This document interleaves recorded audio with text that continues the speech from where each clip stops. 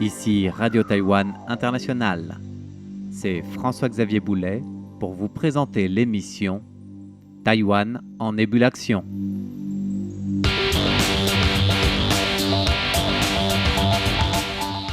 Il fut un temps où nous parlions de l'or noir. De plus en plus, dans la transition énergétique et de l'objectif d'économie circulaire, c'est davantage et de plus en plus de l'or vert dont il est question.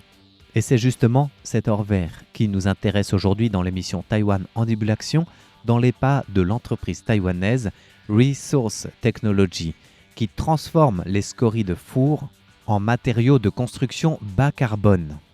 Un pari réussi, signé d'un ancien ingénieur de TSMC au bout de 20 années de recherche dans les matériaux circulaires pour produire à son ancienne entreprise TSMC un nouveau matériau de construction issu de l'économie circulaire, donc les scories de four, c'est-à-dire les poudres d'acier recyclées.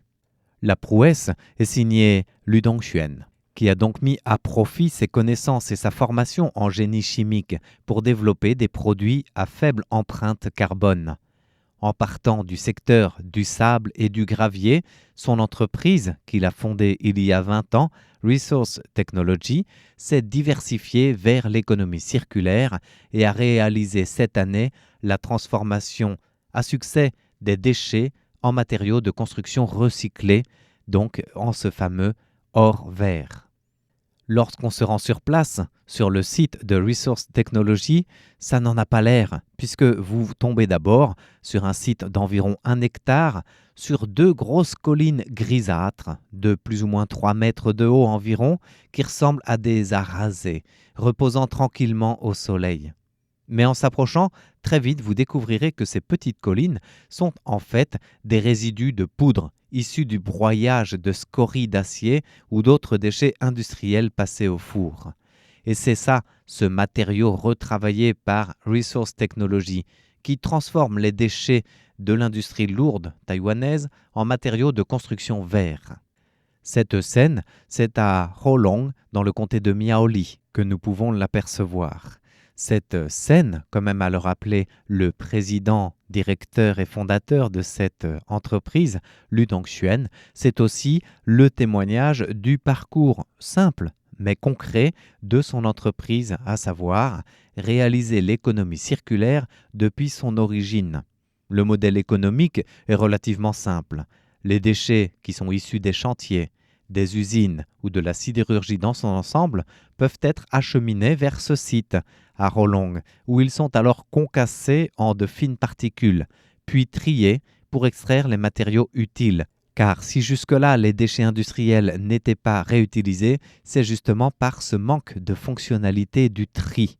Alors il ne s'agit pas d'une technologie à proprement parler développée par Resource Technology, mais d'une approche qui fait que le tri à partir des particules concassées permettent d'en extraire les matériaux qui vont être recyclés et ainsi totalement verts. Ces matériaux utiles sont alors mélangés par la suite à du ciment ou à des cendres volantes, d'autres composants non dévoilés par l'entreprise Resource Technology, pour produire des matériaux de remblai contrôlés à faible résistance.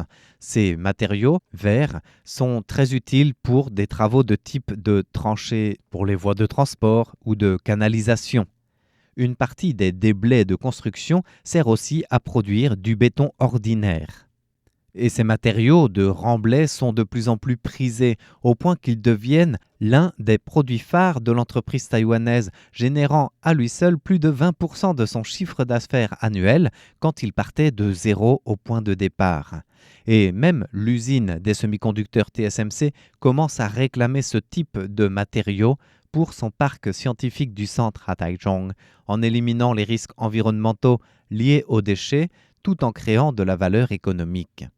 Un résultat inattendu, presque inédit de la part de Lu Xiangquan, le père fondateur de l'entreprise, qui lui exploitait à l'origine des carrières de sable et des carrières de gravier pour des activités s'étendant au bord des rivières Ta'an et Ta'tia dans le centre de Taïwan. À l'apogée de son activité, presque toutes les entreprises de construction de Taïwan utilisaient d'ailleurs ces matériaux. Et il était surnommé le roi du sable et du gravier à Taïwan. Un titre certes très peu compatible avec l'écologie, mais que ses descendants, successeurs et son entreprise d'aujourd'hui, Resource Technology, ont su transformer aussi bien en termes d'image que de transformation environnementale pour devenir, peut-être pas encore le roi de l'économie circulaire, mais l'un des principaux producteurs de matériaux verts recyclés pour ces fameux remblais pour les constructions de voies d'accès, de transport et de canalisation. L'idée, signée de son fils, Lu Dongxuan, diplômé en génie chimique et ancien ingénieur de TSMC, n'est donc plus une utopie. Resource Technology non seulement est né il y a 20 ans, dans un contexte où les défis étaient nombreux, mais aujourd'hui, il s'impose comme la voie qu'il fallait suivre, avec une évidence qui n'est même pas remise en question. Et pourtant, Lu Dongxuan n'a jamais suivi la ligne droite, la voie toute tracée. Ce qui lui fait dire que ce chemin vers l'économie circulaire n'a pas été sans embûches, mais que c'est cas un cas, en répondant question après question, en essayant d'apporter une résolution problème après problème, qu'il a pu avancer, et c'est cette même logique qui lui a permis de réaliser ces fameux matériaux de remblai à faible résistance, aujourd'hui reconnus et recommandés. Après le traitement des scories, l'entreprise a avancé pas à pas, avec d'énormes quantités de sable et de boue résiduelle empilées sur le site, parfois synonyme de découragement, tant la première ligne de production, avant même d'être lancée, avançait à tâtons. Mais le succès est à la clé. De nombreux efforts, de recherche, d'amélioration de la formule aussi, au point que Resource Technology est repéré par plusieurs aciéries de Taïwan et de la région d'Asie, et rassemble en moins de 10 ans d'existence plus de 20 gros clients parmi ces sociétés de construction qui réclament son matériau de remblai.